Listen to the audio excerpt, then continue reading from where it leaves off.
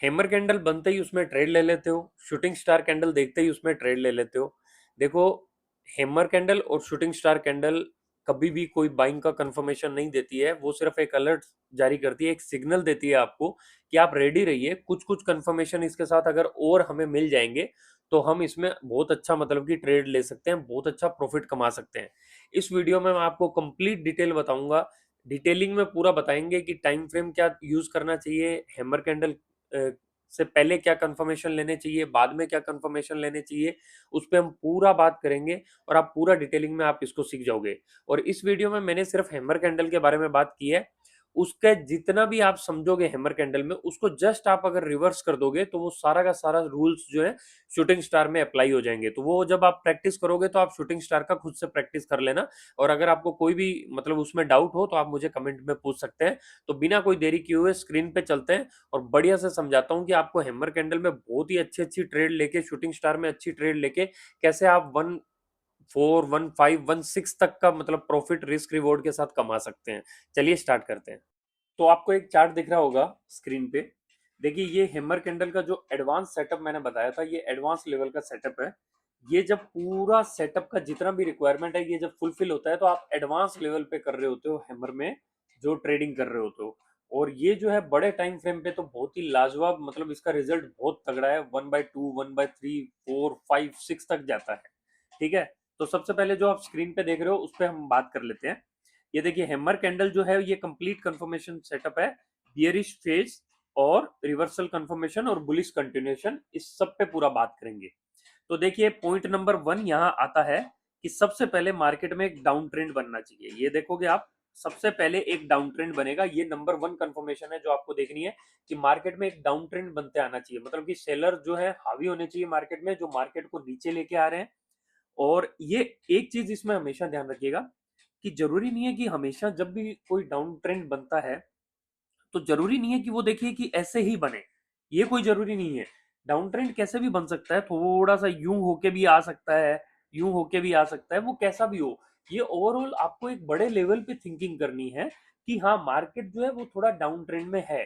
ठीक है। एग्जैक्ट आपको ये सेटअप ढूंढने नहीं जाना है कि आप बिल्कुल ही कहो कि यार मेरे को तो ऐसा सेटअप नहीं दिख रहा तो मैं नहीं मानूंगा कि ये डाउन ट्रेंड है।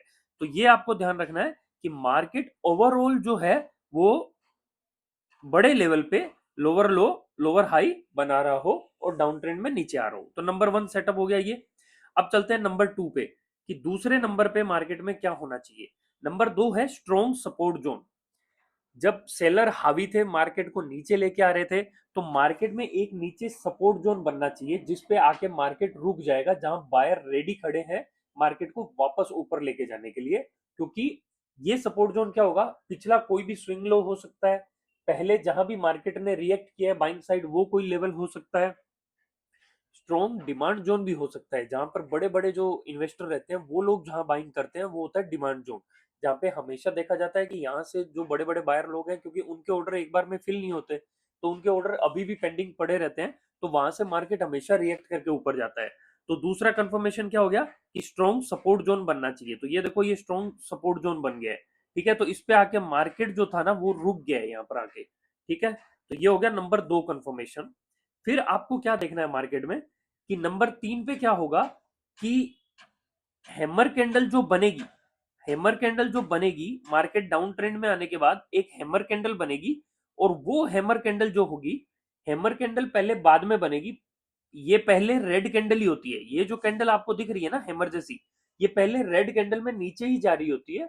ये खत्म होते होते हैमर में कन्वर्ट हो जाती है, क्योंकि जब ये नीचे जा रही होती है, फुल फ्लेज नीचे जा रही होती है स्पीड से, और फिर बायर लोग जिसको वापस पुश करते हैं, बाइंग आती है मार्केट में और वो वापस ले जाके इसमें हैमर क्रिएट हो जाती है। तो जो थर्ड पॉइंट है, क्या होना चाहिए, जो सबसे इंपॉर्टेंट पॉइंट है जो आपको देखना है, अगर ये चीज हुआ, थर्ड पॉइंट अगर कंफर्म होता है ना, तो आपका मतलब की प्रोबेबिलिटी बहुत अच्छा हो जाएगा उस हैमर कैंडल में पैसा बनाने का। थर्ड पॉइंट है लिक्विडिटी स्वीप। तो आपको थर्ड पॉइंट में क्या देखना है कि लिक्विडिटी स्वीप होना चाहिए मार्केट में। लिक्विडिटी स्वीप क्या होता है, देखिए, लिक्विडिटी स्वीप को आप लोग बोलते हैं stop loss Hunt. Stop loss Hunt जैसी कोई चीज नहीं होती। ये सिर्फ ऐसा बोला गया है कि इंस्टीट्यूशन जो बड़े इन्वेस्टर हैं वो पैसा उड़ाने के लिए, और मतलब कि छोटे रिटेलर का पैसा उड़ाने के लिए ये करते हैं वो करते हैं, ऐसा कुछ नहीं होता। देखिए, अगर आप भी इन्वेस्टर हैं समझिए, आपको पता लग जाए कि आपको कुछ बाइंग करना है और वो आपको सस्ते प्राइस में मिल सकता है, तो आप महंगे में क्यों खरीदेंगे? बड़े इन्वेस्टर क्या करते हैं, बड़े लेवल पे मार खरीदते हैं, उनको चाहिए रहते हैं 10 lakh shares, 15 lakh shares, 20 lakh shares, 25 lakh shares. कैसे खरीदेंगे? मार्केट में उतनी सेलिंग भी तो होनी चाहिए। अगर वो लगाने जाएंगे मार्केट ऑर्डर, तो एक एग्जांपल के लिए लो आप, ये देखो, अगर वो लोग मार्केट ऑर्डर लगाएंगे, समझो, अगर ये लोग गए मार्केट ऑर्डर लगाने, इंस्टीट्यूशनल इन्वेस्टर, तो मान लो 100 रुपए का कोई प्राइस है, 100 रुपए का प्राइस है, इस पे 2 लाख शेयर बाय कर लिए, ठीक है।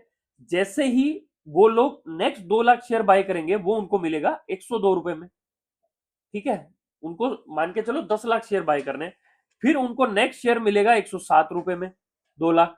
तो ऐसे प्राइस बढ़ता जाएगा। और एक बड़ा इन्वेस्टर कभी नहीं चाहता कि वो महंगे भाव में माल खरीदे, वो महंगे में कभी नहीं खरीदेगा। बड़ा इन्वेस्टर वो हमेशा देखेगा कि मुझे सस्ते में माल मिले, उल्टा जो मार्केट प्राइस चल रहा है उससे भी नीचे में मेरी बाइंग हो। हर कोई इन्वेस्टर यही चाहेगा। तो इसमें स्टॉप लॉस हंटिंग जैसा कुछ नहीं होता है। तो वो लोग क्या करते हैं, फिर इसको हम समझते हैं कि वो लोग क्या करते हैं, यहां से इस जगह जब उन्हें माल बाय करना रहता है, इस जगह पे जब मार्केट होता है उन्हें माल बाय करना रहता है, यहां से बायर लोग जब पुश करते हैं ना मार्केट को, जब मार्केट नीचे आ रहा होता है, तो इस सपोर्ट जोन से पहले, ये जो सपोर्ट जोन है आपका, इससे पहले बहुत सारे बायर लोगों ने बाइंग किया रहता है, क्योंकि ये तो नॉर्मल अपना नेचर है कि जहां भी पिछला सपोर्ट जोन था मार्केट में, इधर जिधर भी सपोर्ट जोन था, तो लोग क्या करते हैं, इस सपोर्ट के आसपास आते ही क्या करते हैं, बाइंग कर लेते हैं। और इनका स्टॉप लॉस किधर रहता है, जस्ट इस बाइंग के नीचे, यहां उनका स्टॉप लॉस रहता है। तो अगर आपने बाइंग ऑर्डर लगाया है और आपका नीचे स्टॉप लॉस है, और आपका अगर स्टॉप लॉस हिट होगा, तो मार्केट में क्या क्रिएट होगा, सेलिंग लिक्विडिटी क्रिएट हो जाएगी।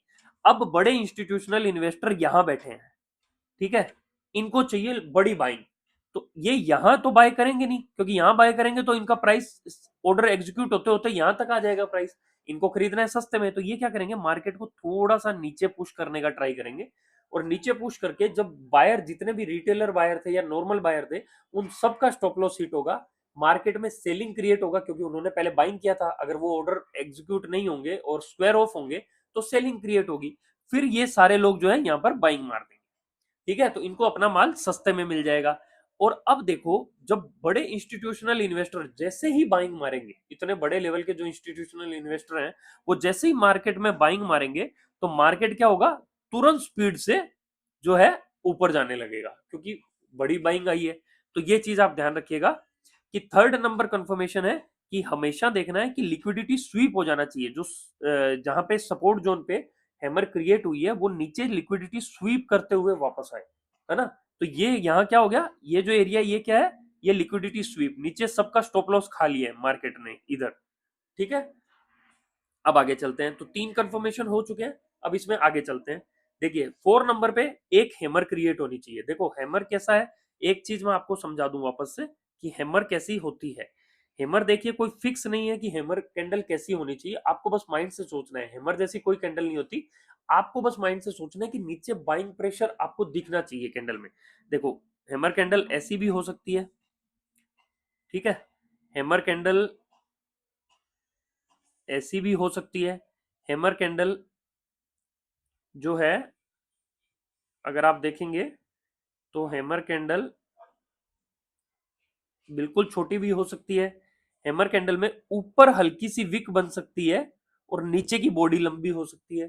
तो आपको ये दिमाग लगाना है कि नीचे से जो बायर है ना, उन्होंने प्रॉपर जो है इन पे प्रेशर डाला है मार्केट में बाइंग साइड का, क्योंकि बड़े इन्वेस्टर आए हैं बाइंग करने के लिए, तो वो फुल प्रेशर से मार्केट को ऊपर लेके जाएंगे। एक चीज और समझिएगा, ये जो विक साइज रहता है, ये हमेशा, ये बॉडी है हैमर कैंडल की, ये जो विक साइज है, ये हमेशा कितना होना चाहिए, 2 गुना, 3 गुना, 4 गुना, इतना होना चाहिए। लगना चाहिए कि बाइंग प्रेशर बहुत ही स्ट्रॉन्ग था, स्ट्रॉन्ग बाइंग प्रेशर से जो है मार्केट में बाइंग आई है, ठीक है। तो ये आपका एक कंफर्मेशन हो जाएगा। अब आ जाइए, तो यहां देखिए मैंने लिखा भी है कि हैमर कैंडल क्या होना चाहिए, 2-3 into body size. Fourth number point को आप स्टडी करिए, hammer candle bullish, long lower wick, ये जो विक साइज है ये बहुत लॉन्ग होना चाहिए, और 2-3 इंटू बॉडी के साइज का 2-3 गुना होना चाहिए। रिजेक्शन फ्रॉम सपोर्ट, और ये यहां से लिक्विडिटी स्वीप करके यहां से रिजेक्शन लेनी चाहिए हैमर कैंडल, ठीक है। तो एक ये कंफर्मेशन हो गया, ठीक है। अब जो नेक्स्ट पॉइंट है, नेक्स्ट पॉइंट में एक ध्यान रखिएगा, जो हैमर कैंडल है, अगर हैमर कैंडल सपोर्ट के अंदर ही वापस क्लोज नहीं हुई तो वो हैमर कैंडल आप समझ लीजिए कंफर्मेशन नहीं है मार्केट में बाइंग करने का। इसको एक और एग्जांपल से समझ लीजिए। समझिए कि एक ये सपोर्ट जोन है कोई, ठीक है, ये कोई सपोर्ट जोन है, ठीक है, मार्केट यहां से नीचे आया और मार्केट ने यहां एक हैमर कैंडल बना दी, समझो ये हैमर कैंडल बनी ऐसे, ठीक है। तो ये हैमर कैंडल अंदर क्लोज हुई है मार्केट के, क्लोज जो हुई है, वापस जब गया मार्केट तो क्लोज कहां हुई है, मार्केट के अंदर क्लोज हुई है। ये जो एरिया है, ये क्लोजिंग यहां से स्टार्ट हुई थी, या फिर नीचे गई और वापस आके यहां क्लोज हो गई। तो ये सपोर्ट जोन के अंदर क्लोज होनी चाहिए हैमर कैंडल। अगर नहीं होएगी, सपोर्ट जोन के अंदर क्लोज नहीं होएगी, मतलब मार्केट देखिए, ये देखो हैमर कैंडल का स्टार्टिंग ऐसा हुआ रहेगा, ये कैंडल स्टार्ट ऐसे हुई थी, स्टार्टिंग में ऐसे बनी, जैसे ही बायर ने एंट्री मारी ये कैंडल यहां से ऊपर जाती गई और कैसी बन गई, ऐसी, ठीक है, क्योंकि बायर ने पूरा मतलब कि उस टाइम फ्रेम में पूरा घुस के बाइंग किया और सेलर को मतलब कि पीछे कर दिया। अब ये हैमर कैंडल, ये जहां क्लोज हुई है, ये जो एरिया है जहां पर क्लोज हुई है हैमर कैंडल, ये सपोर्ट जोन के अंदर का एरिया होना चाहिए। अगर सपोर्ट जोन के नीचे ही हैमर क्लोज हो गई तो समझ लो अभी आप कंफर्मेशन में नहीं हो, ये प्रॉपर हैमर कैंडल नहीं है। इसके लिए फिर आपको और कंफर्मेशन का वेट करना पड़ेगा मार्केट में। तो हैमर कैंडल हमेशा किसके अंदर क्लोज होनी चाहिए, सपोर्ट जोन के अंदर क्लोज होनी चाहिए, जो डिमांड जोन है उसके अंदर क्लोज होनी चाहिए हैमर कैंडल, ठीक है। अब नेक्स्ट चलते हैं इसके आगे, ठीक है, सॉरी, वन सेकंड। अब इसमें नेक्स्ट देखते हैं क्या है।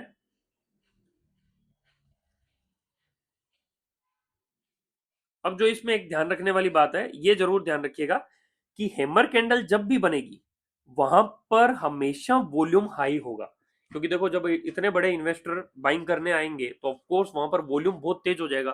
तो आपको हमेशा ये देखना है कि पहले वॉल्यूम क्या होना चाहिए, लोअर, जब डाउन ट्रेंड हो रहा हो तो स्लो स्लो डाउन ट्रेंड हो रहा है, हाई वॉल्यूम होना चाहिए। लिक्विडिटी स्वीप जब किया है, सेलर जब तेजी से लेके लिक्विडिटी स्वीप मारे और ऊपर आए, वो तब भी वॉल्यूम बहुत हाई होना चाहिए नीचे आने का मार्केट का।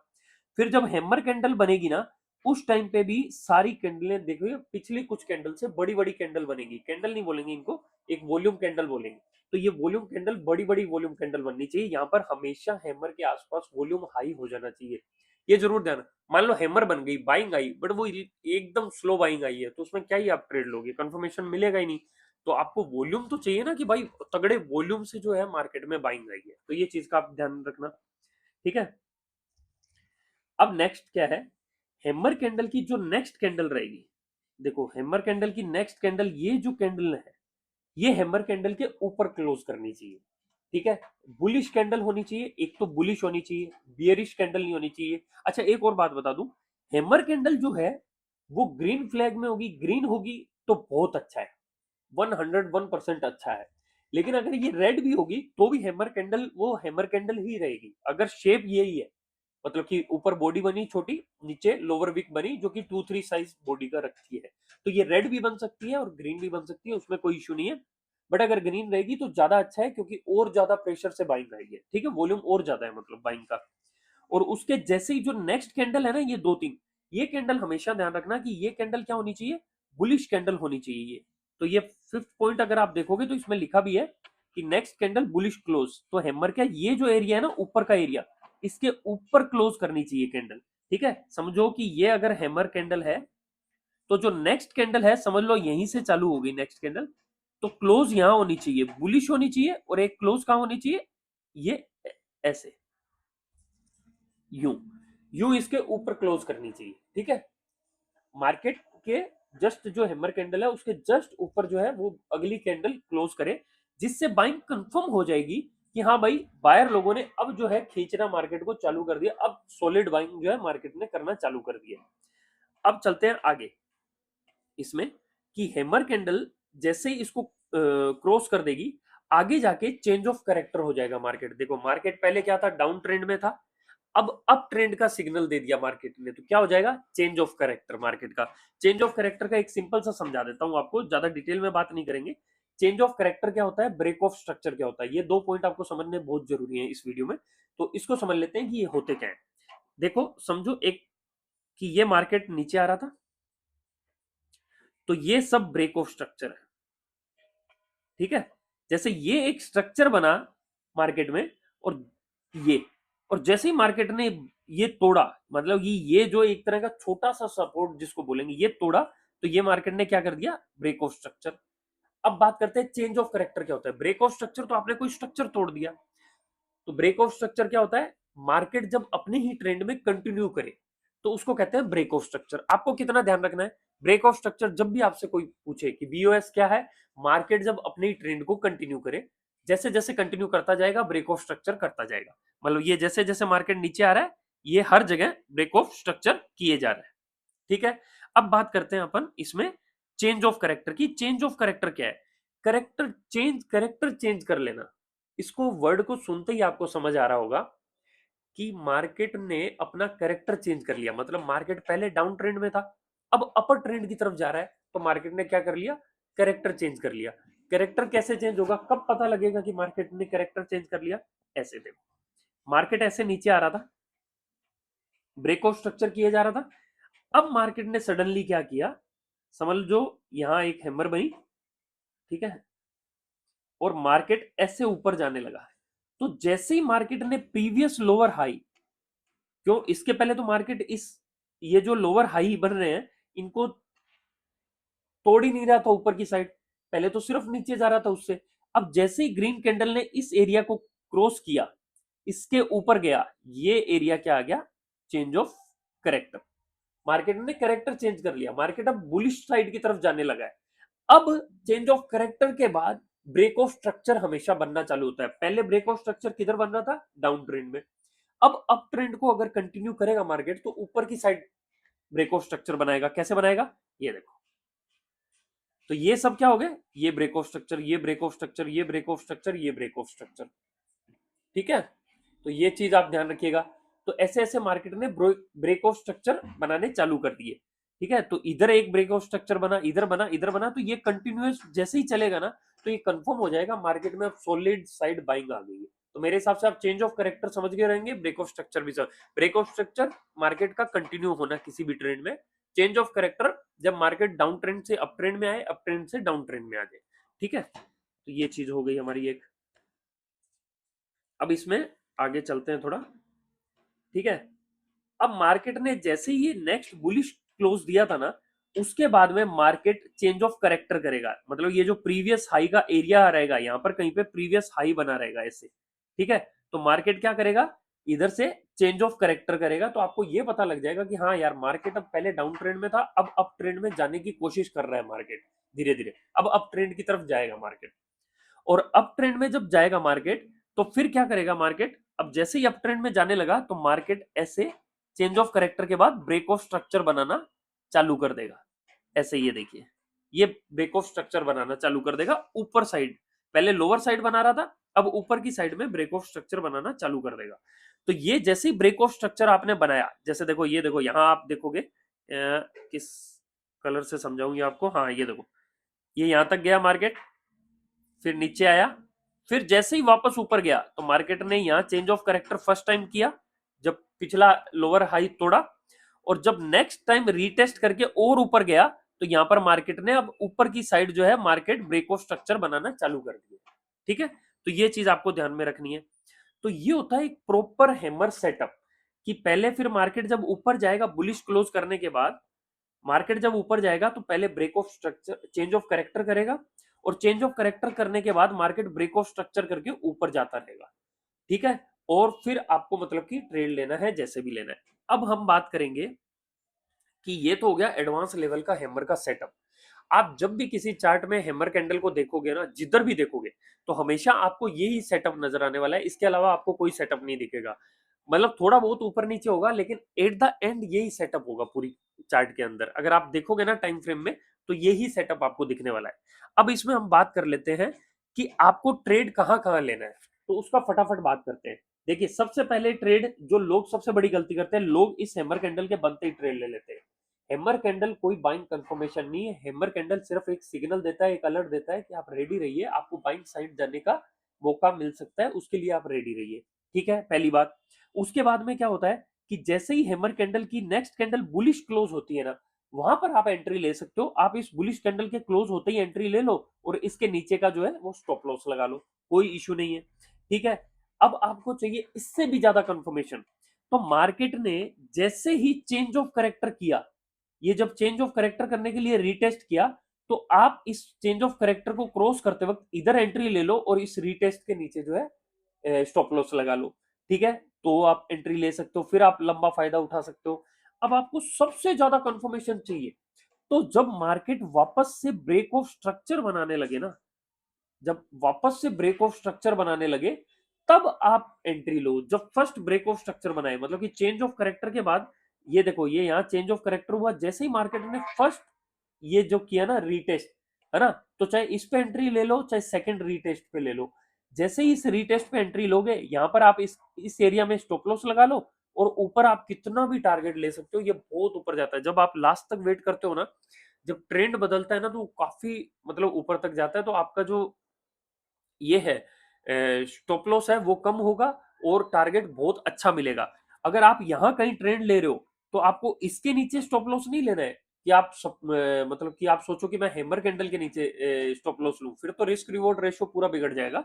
आपको लेना है रीटेस्ट पर, जहां भी रीटेस्ट हो रहा है ना मार्केट, ये देखो, एक मिनट, ये इसमें समझाता हूं मैं आपको। जहां भी मार्केट रीटेस्ट हो रहा है, ये देखिए ये है, मार्केट ने रीटेस्ट किया फिर ऊपर गया, तो इधर का स्टॉप लॉस लगा लो और इधर इसको ब्रेक करते ही यहां ट्रेड में घुस जाओ। ठीक है, ये जैसे ही ब्रेक ऑफ स्ट्रक्चर करे ट्रेड में घुसो और रीटेस्ट पे स्टॉप लॉस लो। ठीक है, तो ये हो गया आपका कंफर्मेशन। अब बात करते हैं टाइम फ्रेम की। देखो टाइम फ्रेम की एक चीज समझ लो कि अगर आप समझो कैंडल देख रहे हो 1 डे पे, तो आप फिर उसको पहले 4 आवर पे देखिए, फिर 15 मिनट पे देखिए। अगर आप देख रहे हैं 4 आवर पे, तो फिर उसको आप 1 आवर पे देखिए और फिर 15 मिनट पे देखिए। अगर आप देख रहे हैं मान लीजिए 1 आवर पे, तो उसको 30 मिनट पे देखिए और 15 मिनट पे देखिए। एंट्री जो एनालिसिस करना है आपको, हैमर कैंडल जितने बड़े टाइम फ्रेम पे बनेगी उतनी ही स्ट्रॉन्ग रिजल्ट देगी, बहुत तगड़ा रिजल्ट देगी। तो ये हो गया आपका एनालिसिस का, कि इस पे एनालिसिस करना है आपको, इस टाइम फ्रेम पे हैमर कैंडल ढूंढनी है।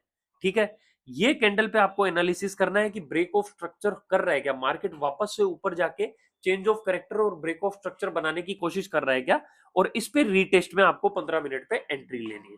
तो ये चीज आप ध्यान रखिएगा कि इस पे आपको एंट्री लेनी है।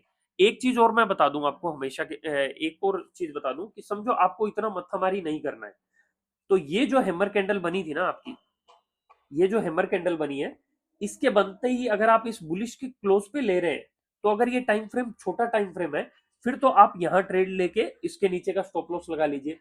लेकिन अगर समझ लो ये जो कैंडल बनी है ये 4 आवर पे बनी है और आपको ये इतना मतलब कि सिस्टम नहीं चेक करना है, तो एटलीस्ट आपको क्या करना है, मार्केट को रीटेस्ट का वेट करना है कि मार्केट इसके 50% तक वापस आए।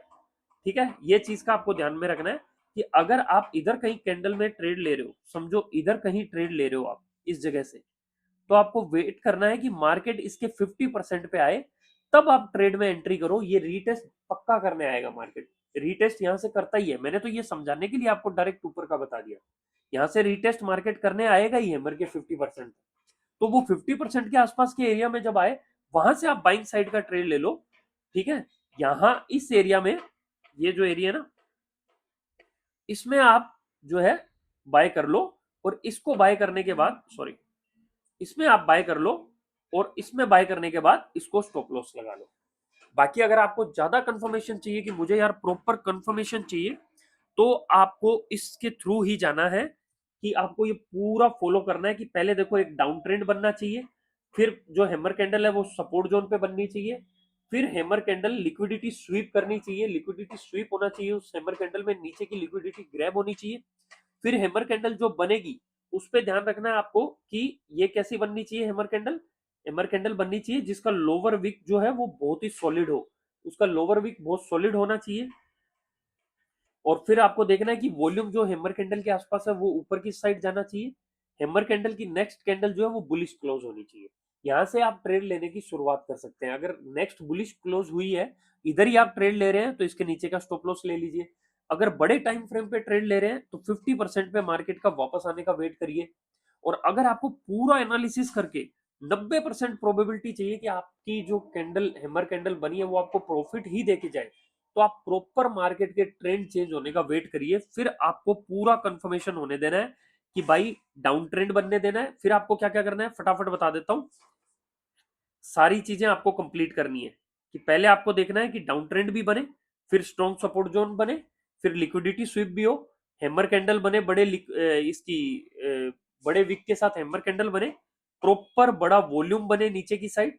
उसके बाद में जो नेक्स्ट कैंडल है वो बुलिश क्लोज करे। यहां भी आपको ट्रेड नहीं लेना है क्योंकि आप बड़े टाइम फ्रेम पे देख के आए और आपको प्रॉपर मार्केट का जो ट्रेंड है वो चेंज करने पे आप ट्रेड लेना चाहते हो और प्रॉपर एकदम 90% प्रोबेबिलिटी के साथ, विनिंग प्रोबेबिलिटी के साथ ट्रेड लेना चाहते हो, तो फिर आपको वापस वेट करना है बुलिश क्लोज होने के बाद कि मार्केट अपना करेक्टर चेंज करे। और करेक्टर चेंज होने के बाद जब ऊपर की साइड ब्रेक ऑफ स्ट्रक्चर बनाना चालू कर दे, तब मैं एंट्री लूंगा और किसी भी रीटेस्ट पे स्टॉप लॉस ले लूंगा। ये हो जाएगी आपकी कंप्लीट एंट्री। तो इसको अब आप चार्ट पे है ना क्या करिए, वन डे, वन 4 आवर और 1 आवर इन पे हैमर ढूंढने का ट्राई करिए। जब आप उन पे हैमर ढूंढ लेंगे तो फिर आपको क्या करना है, हैमर ढूंढने तक, हैमर जब आपको मिल जाएगी उन चार्ट पे उस टाइम फ्रेम पे, फिर आपको क्या करना है कि देखना है कि डाउन ट्रेंड है, हैमर नीचे लोअर वीक बना के पिछले सपोर्ट जोन के नीचे मार्केट ने लिक्विडिटी ग्रैब किया है, वॉल्यूम इंक्रीज होता हुआ दिख रहा है कि नहीं, और पीछे से जो है सपोर्ट जोन था कि नहीं। ठीक है, जब ये इतनी चीजें हो जाएगी फिर आप छोटे टाइम फ्रेम में चले जाइए। 1 आवर में, 30 मिनट में, 15 मिनट में, किसी भी टाइम फ्रेम में चले जाइए, ऐसा कोई फिक्स नहीं है। आप चाहिए तो वन डे में देख रहे हैं हैमर, 4 आवर में देख रहे हैं, चाहे 1 आवर में, आप डायरेक्ट 30 मिनट, 15 मिनट छोटे टाइम फ्रेम पे आइए। वहां पर आपको 100% दिख जाएगा कि जब हैमर ऊपर जा रही थी, जब हैमर ऊपर जा रही है, समझिए 4 आवर में एक हैमर कैंडल है ये वाली, तो यही चीज 15 मिनट में कैसी दिखेगी वो बताता हूं। ये फाइनल मैं आपको बता रहा हूं कि यही जो चीज है ना, ये आपको पता है 15 मिनट में कैसी दिखेगी। 15 मिनट में ये आपको, सॉरी, 15 मिनट में ये आपको ऐसे ऊपर की साइड ब्रेक ऑफ स्ट्रक्चर बनाते हुए दिख जाएगी। तो जैसे ये ब्रेक ऑफ स्ट्रक्चर बनाना चालू कर देना मार्केट, 15 मिनट में या 30 मिनट में ब्रेक ऑफ स्ट्रक्चर जैसे ही बनाना चालू किया, चेंज ऑफ करेक्टर कर दिया मार्केट ने, अब ऊपर की साइड मार्केट प्रॉपर जाने लगा है, तो किसी भी ब्रेक ऑफ स्ट्रक्चर पे आप ट्रेड लीजिए और उसके रीटेस्ट पे जो है स्टॉप लॉस लगाइए। तो प्रॉपर अगर आप होल्डिंग रखेंगे तो ये ट्रेड जो है आपको बहुत बड़ा बेनिफिट देगी। मैंने इस ट्रेड में मतलब कि कम से कम आप समझिए 30 से 40 बार एटलीस्ट मैंने 1:4-5 तक का बेनिफिट उठाया हुआ है, प्रॉफिट उठाया हुआ है। और ये बहुत, लेकिन ये गेम क्या है, थोड़ा सा शांति रखने का गेम है। आप जितना खुद को रोक के रखोगे, कंट्रोल रखोगे, साइकोलॉजी पे कंट्रोल रखोगे, मार्केट में बैठ के वेट करोगे बड़े टाइम फ्रेम पे कैंडल का बनने का। हाँ, अगर 15 और 30 मिनट पे आपको हैमर कैंडल बन रहा दिख रहा है, बड़े टाइम फ्रेम पे नहीं छोटे टाइम फ्रेम पे दिखा है, तो ऐसा नहीं है कि वो गलत है। अगर आपको छोटे टाइम फ्रेम पे कैंडल बना हुआ दिखा ना हैमर कैंडल 15 या 30 मिनट पे, तो उसकी नेक्स्ट कैंडल जैसे ही बुलिश क्लोज होना, तो आप चाहिए तो हैमर कैंडल के नीचे का स्टॉप लॉस लेके आप उसमें एंट्री ले सकते हैं। नहीं तो 15 और 30 मिनट के टाइम फ्रेम पे भी आप जो है मार्केट के अप ट्रेंड बनने का, ब्रेक ऑफ स्ट्रक्चर बनाने का वेट कर सकते हो और फिर आप ट्रेड में ले सकते हो। एक बार आप प्रैक्टिस करिए इस चीज की, चार्ट में जाइए, इस चीज को, चार्ट को दोबारा पढ़िए। ये जो मेरा चार्ट है इसको देखिए, दोबारा पढ़िए, ये सारी कंफर्मेशन लीजिए, इसकी फोटो ले लीजिए और नोट्स बना लीजिए। इस वीडियो को देख के दोबारा देखिए, इस वीडियो को एक नोट्स बना लीजिए और एक बार प्रैक्टिस करिए। बिटकॉइन या गोल्ड के चार्ट पे या किसी भी चार्ट पे जाइए, पीछे जाके वापस उस पर पूरा प्रैक्टिस करिए। आप देखना ये आपको इतना बढ़िया बढ़िया रिजल्ट देगी ना, आप सोच भी नहीं सकते उसमें। फिर भी अगर आपको कोई डाउट है तो आप नीचे कमेंट में मेरे से पूछ लीजिएगा। और मैं आगे भी प्राइस सेक्शन से रिलेटेड अच्छी अच्छी वीडियोस लाता रहूंगा और एडवांस लेवल की वीडियो लाता रहूंगा, जिसमें आपको बहुत मतलब कि कॉन्सेप्चुअल क्लैरिटी मिलेगी। तो मिलते हैं नेक्स्ट वीडियो में। Thank you.